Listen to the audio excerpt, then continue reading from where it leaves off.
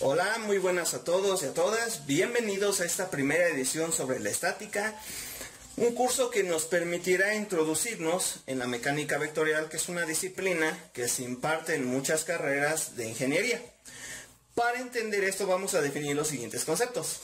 ¿Qué es la estática? La estática es la rama de la física que se encarga de estudiar el equilibrio de los cuerpos, es decir, aquellos que permanecen en reposo o permanecen en velocidad constante. Vamos a definir ahora unos conceptos básicos. La longitud, que nos permite definir la posición de un punto en el espacio. El tiempo, que permite establecer una medición sobre la secuencia de los eventos que acontecen ya sea en el pasado, en el presente, en el futuro. Y la masa, que es la cantidad de materia que posee un cuerpo. Sin más, pasamos a lo siguiente. Una fuerza se define como el empujón o jalón ejercida por un cuerpo sobre otro, lo cual, sin lugar a dudas, hemos experimentado en incontables ocasiones a lo largo de nuestra vida, al mover un objeto o cuando alguna persona va corriendo a la calle y choca contra nosotros sin darse cuenta. Eso es una fuerza que podemos sentir de forma natural. Para entender la mecánica debemos considerar tres leyes que son fundamentales y que estudió Isaac Newton en su momento. La primera ley nos dice que una partícula permanecerá en estado de reposo o movimiento siempre y cuando no sea sometida a una fuerza no balanceada. Es decir, si yo por ejemplo tengo una caja que está en el piso, esta no se va a mover de la nada hasta que por ejemplo nosotros le apliquemos una fuerza. Esto por conocimiento empírico, ya lo sabemos. Y también es el caso para un cuerpo que permanece en estado de movimiento. Si por ejemplo tenemos una pelota que está bajando en un plano inclinado, esta no se va a detener hasta que choque contra algún objeto o algo se interponga en su camino. La segunda ley nos dice que un cuerpo sometido a una fuerza experimentará una aceleración, en la cual es el producto de la masa por la aceleración. Esta va a ser en la misma dirección de la fuerza y es directamente proporcional a la misma, lo cual lo solemos resumir como F igual a M por A.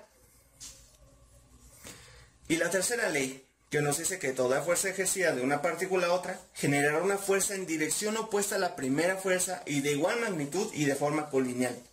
Lo cual, por ejemplo, se suele ver si un auto impacta con otro. Al momento de chocar, la fuerza va a ser de la misma magnitud, pero en sentido contrario para cada uno de los vehículos. Por eso es que cuando chocan, tienen un ligero desplazamiento en dirección contraria. Siempre y cuando no, por ejemplo, haya alguna deformación en el material, que posteriormente daré un curso de mecánica de materiales. Muy bien. Comencemos con lo siguiente. ¿Qué son las operaciones vectoriales? Prácticamente un vector es un objeto matemático que nos permite definir la posición, la magnitud y la dirección de alguna cantidad que nosotros queramos definir. Los vectores en estática son fundamentales, ya que nos permiten establecer aquellos parámetros para obtener fuerzas resultantes o para medir alguna fuerza. Muy bien, una de las operaciones fundamentales es la suma de vectores. Para sumar un vector de manera gráfica se sigue la ley del paralelogramo. Para esto vamos a tener dos vectores, sea un vector A y un vector B. Para obtener el vector resultante R, lo que vamos a hacer va a ser lo siguiente. Vamos a unir las colas de ambos vectores en un solo punto, como lo podemos ver a continuación. Y posteriormente, ¿qué es lo que vamos a realizar? Lo que vamos a realizar va a ser trazar una línea paralela al vector A, como se puede ver a continuación. Y posteriormente vamos a trazar una línea paralela o un vector paralelo al vector B.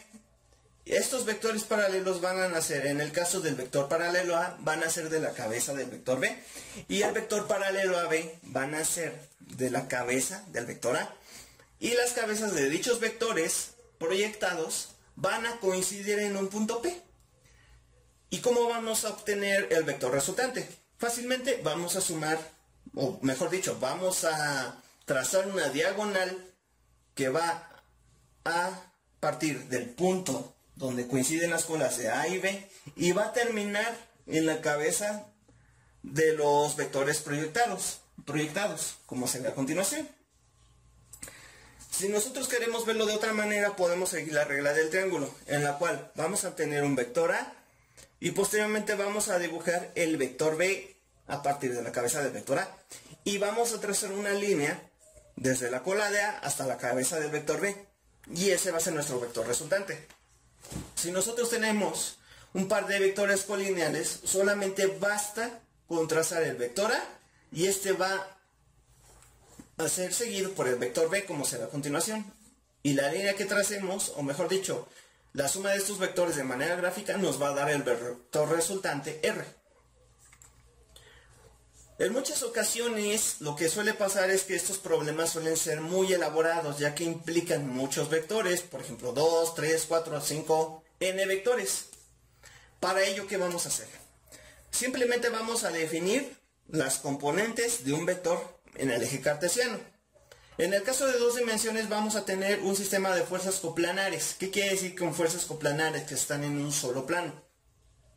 En este caso vamos a tener una componente en el eje X y una componente en el eje Y. Si tenemos conocimientos en trigonometría, podemos obtener fácilmente la magnitud de cada una de estas componentes. Y para ello vamos a establecer que la magnitud de la componente en X, es decir, fx va a ser igual a f coseno del ángulo. Y fy va a ser igual a f seno del ángulo. En ocasiones no se proporciona el ángulo y en su lugar aparece un pequeño triángulo, como el que se muestra aquí en este diagrama.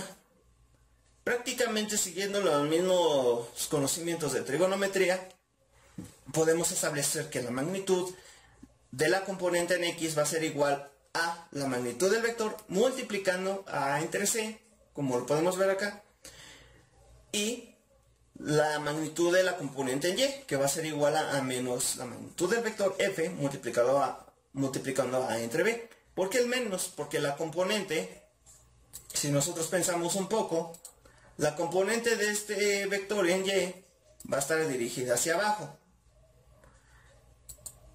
Y por esa razón tiene el signo negativo, ya que generalmente se suele establecer hacia Y positivo como el parámetro general o donde vamos a establecer que es positivo, hacia arriba, mientras que si la fuerza va hacia abajo va a ser negativa.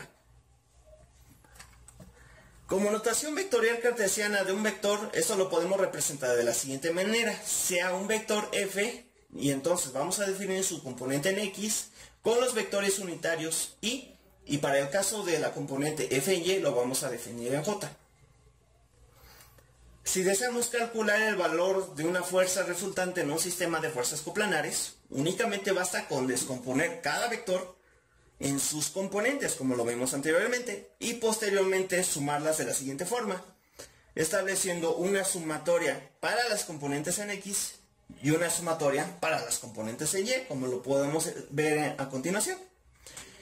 Y finalmente, para calcular la magnitud y el ángulo de nuestra fuerza resultante, solamente vamos a aplicar el teorema de Pitágoras, estableciendo que la magnitud de nuestro vector resultante va a ser igual a la raíz cuadrada de las componentes elevadas al cuadrado y a su vez sumadas, como lo vemos en esta expresión. Mientras que para el ángulo simplemente aplicamos la tangente inversa de la componente en Y dividido entre la componente en X. Muy bien, esta es la parte teórica. En el siguiente video estaremos hablando acerca sobre ejemplos para resolver este tipo de ejercicios que suelen ser introductorios en el curso de estática. Gracias por su atención y nos vemos en el siguiente video. Mi nombre es Antonio y un saludo a todos.